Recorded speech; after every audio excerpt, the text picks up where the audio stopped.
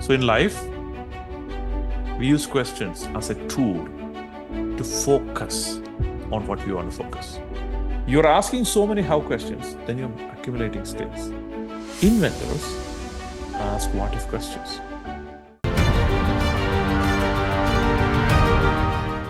What is a remarkable thing that big companies have that most companies don't have? And I'm going to share about that today. Many people stay in different layers of asking questions. And as you ascend in your journey of asking questions, your potential for growing as a company goes up. And you are going to gain more clarity on that today. And the keyword that I'm going to talk about today, let's jump into it. It's clarity. How do you gain clarity? And it feels like a simple term, like what's the big deal about clarity, right? How is it going to help me? Clarity is the thing that stops you from not taking action. If you don't have clarity, you don't take action.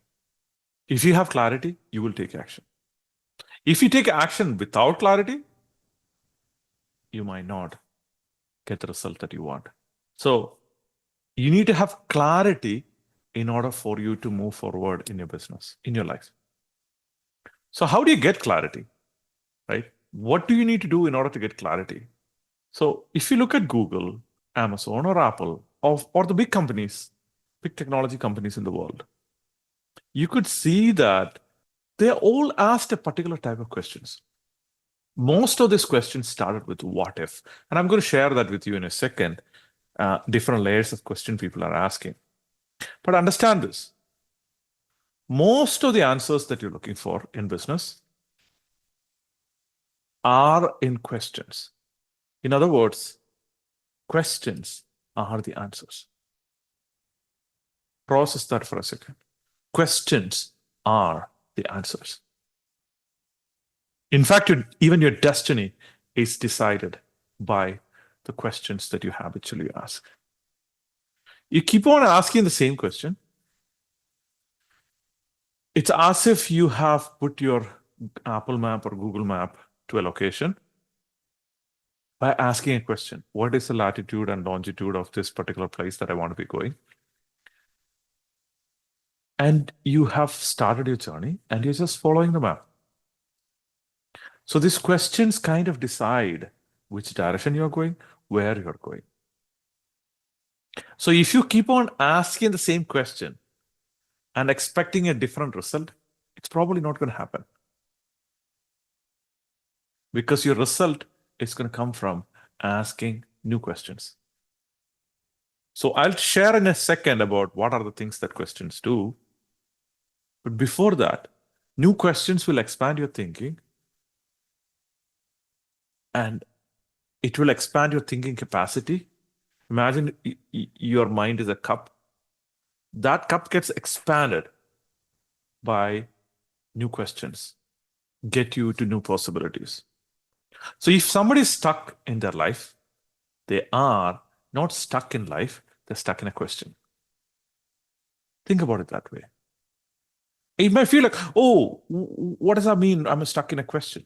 It means it's possible that you're asking the same question again and again and again and getting the same answers again and again.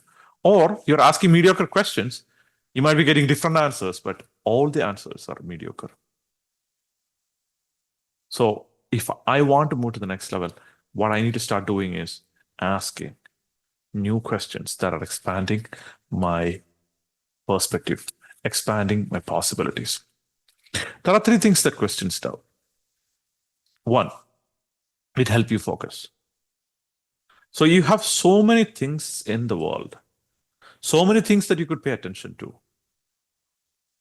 So much of data coming into your eyes, to your body, you're sensing the heat, the cold, right? You're tasting. There are so many senses. You're hearing stuff, right? So because of all that, we have to filter out a lot of information and focus on one thing in order for us to process what we want to process. So in life, we use questions as a tool to focus on what we want to focus. Consequently, when we start focusing on something, immediately you stop focusing on something else. That's elimination. So in other words, if you're focused, if you go to a party, you focus on two people who are playing, and you go deep into what they're playing, to kids who are playing, let's say, and you go deep into it, then you forget everything else. You don't pay attention to anything else anymore. Just fully focused into that. Makes sense? The same way, the focus will eliminate all other possibilities. If I ask a question like, why did I fail? It's a simple question. What are the three reasons why I failed? What happens? Immediately, it focuses me into failure, number one. It eliminates the possibility of succeeding. It focuses me into failure, and it eliminates the possibility of succeeding, because the question has nothing to do with success. Why did I fail? What are the three reasons? Your mind will start focusing on three reasons why you possibly failed. Makes sense? So it eliminated the possibility of success, which is not good. Yeah, which is the second thing. Third thing is questions create new possibilities. So depending upon, I'm going to share with you the different layers of questions that people ask and where they stay in terms of questions. But before that, understand that you need to be asking questions that help you focus on what you want to focus, eliminate what you want to eliminate, and create what you want to create. That's where your questions are going to flourish. So there are 6 layers in which people are asking questions most of the time.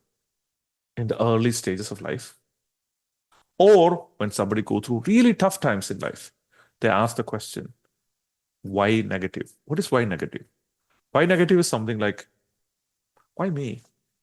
Why me, Lord? Why me, God? Why does this happen to me? Why is life so unfair to me? So look at all these questions. These are all starting with why, and it's ending with negative. This question will lead you to another why question. These are endless loop why questions. Because if you ask a question like, why me? Because you are sad. Why am I sad? Because you're depressed. Why are you depressed? Because your dad was not nice to you. Why was the dad not nice to you? Because you are not worthy of it. Why am I not? Do you see that? It keeps on going. It creates a loop of questions. So why negative is a loop of questions. And if you're staying in that place, I have been in that place, this is where you question everything. You might even feel anxious or depressed or things like that. Businesses are not going to grow in that level of questions, which will transition you to the next question, next set of questions, which is what? What do I do? This is like people like teenagers, young kids, sometimes young adults ask this question. Like, what do I do? What do I do with my life? Should I become a doctor, or should I become, should I quit studies and go travel the world? Should I go here? What do I do? Do I do this? Do I do that? It's a what question. So they're still figuring out what to do. The challenge with that is there's not enough clarity. So imagine this is like a clarity mountain, and you're climbing the clarity mountain. The bottom, you're asking this why negative question. And then you're like, oh, you figure out something and you're like, okay, so what do I do now? I understand I went through some challenges, but what do I do now? That's where you start asking what questions. Once you start asking what questions, after some time, you'll settle for something. Hey, this is what I should be doing. Then the natural next step is, how? How do I do it? Do you see that? Now you started focusing on skills. You were focusing on, what do I do? Should I sell? Should I do a business? Should I find a job? What do I do? What am I going to do? Right? How should I do nothing? Right? Versus now you're like, okay, I want to sell. I want to start a business. How do I start a business? How do I build a business? How do I scale a business? How do I market? How do I come up with a sales system? How do I create a sales script? Now you are in the how learning. This is where a lot of people are. And by the way, we are all in all these layers. All I'm asking is, where are you mostly in? What layer of question are you mostly asking? So you're asking so many how questions, then you're accumulating skills. You might search on YouTube. YouTube is a how-to guide, right? How to do this thing. Yeah. How to date the perfect man. How to do this. How to scale a business. How to expand globally. There are a lot of people saying a lot of how stuff, right? So how is available in the world right now. And Google will tell you to. Google is a how-to place too, right? How do I do this? How do I do this? How do I do that? And once you learn a lot of skills, then basically you're like so hardworking. You found out what to do. You don't have any kind of negativity in you, as in, oh, you don't have any kind of victim mentality because you have transcended the why negative. And then you really know what to do. So you kind of have an idea about what to do with life. And then you know how to do life. You know how to do business. You know how to do sales. You know how to do marketing. You know how to build a company. You know how to manage team. You know how to be productive. Like this is all how. In the how journey, you kind of mastered the house of life. That is when some people get stuck there and they stay there for the rest of their life and die with that. Or you could move on to the next step, which is who. So now it's about people. Leverage. So Archimedes said, if I had a long enough lever and a place to keep this lever, then I could lift the planet Earth. It's an exaggeration. But if you have a long enough lever and a place to keep it, so obviously there's no place to keep it other than Earth, then I could lift the planet Earth. So what does that mean? It means that with the lever, you have leverage. In business, in life, people are leverage. So in fourth stage, you start asking questions like, who? Who can do this for me? Who can I delegate this to? Who's the right person to hire? Who's the talent that I should acquire as a team member? Who's the right person to manage my company? Who's the right person for managing operations? Who's this? Who can be my mentor? Who can be my guide? Who can be my coach? Who can be in my director board? Who can be the CEO of the company? Do you see that? Now you transition. If you're not addicted to how, if you're addicted to how, what happens, you're like, nobody can do this for me. I don't think anybody can do what I do. What I do is so special. Almost nobody can do it. And you live in that bubble for your lifetime and never grow your business. Never use leverage. You miss the leverage. Why? Because you just believed that, people are not good enough. So you stay on how.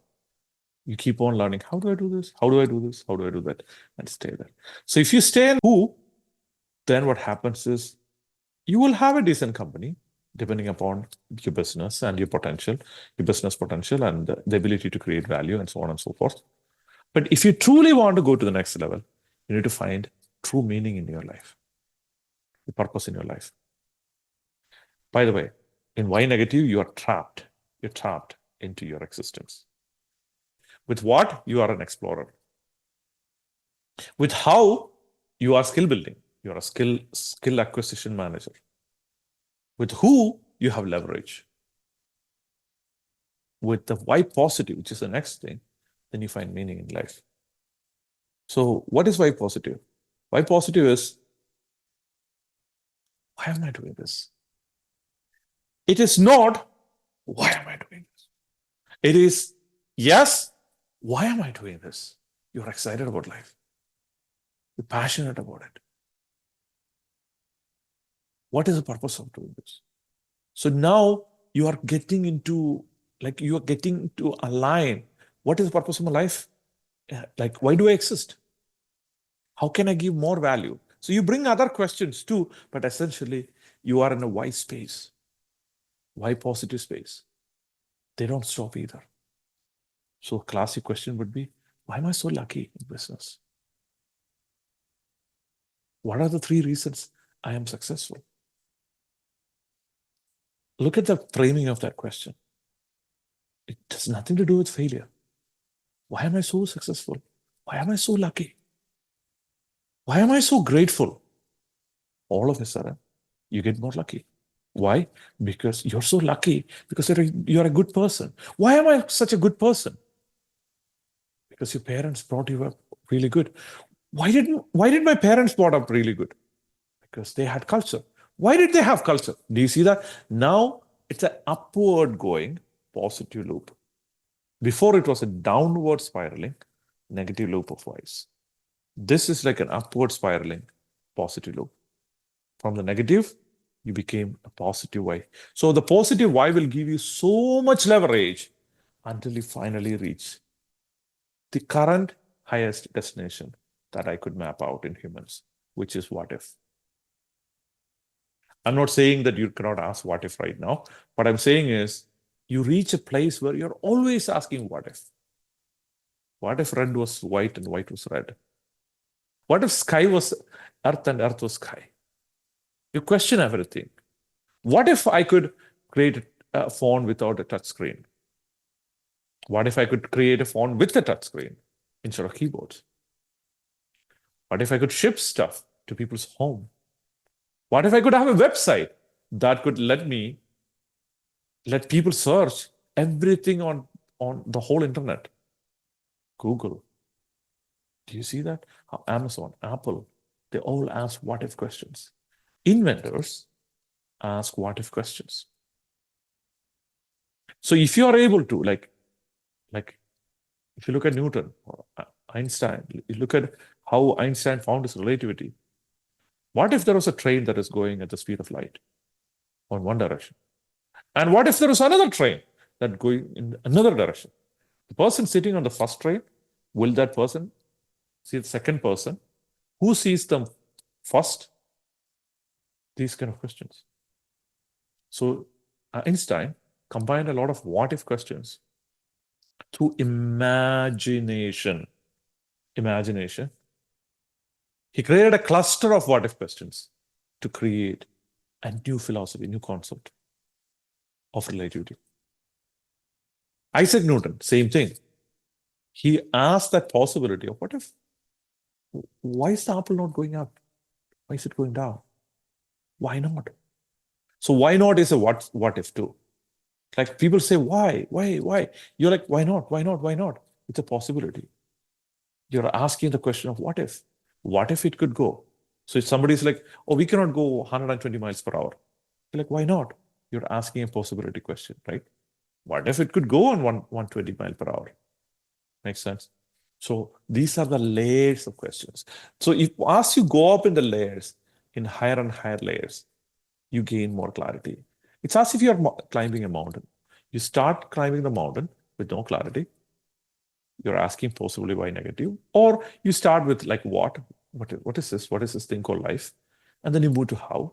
And sometimes life might put you in unique experiences, and those unique experiences might push you back to why negative. It's possible, and from there you'll come back to what and how, and then who, and then to what if. Once you reach what if, like you might still go back to why negative is possible. We are all human beings. But your commitment is to stay in who and what if.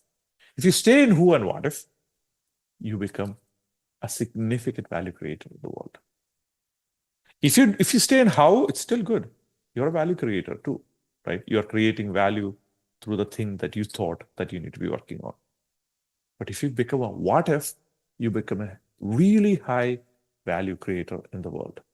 With who, you become a decent value creator too. So explore where do you want to stay, because it's based on these questions. Remember, I started this conversation with clarity. It is through clarity we do actions. It is through questions that we gain clarity. So ask the questions that will give you clarity.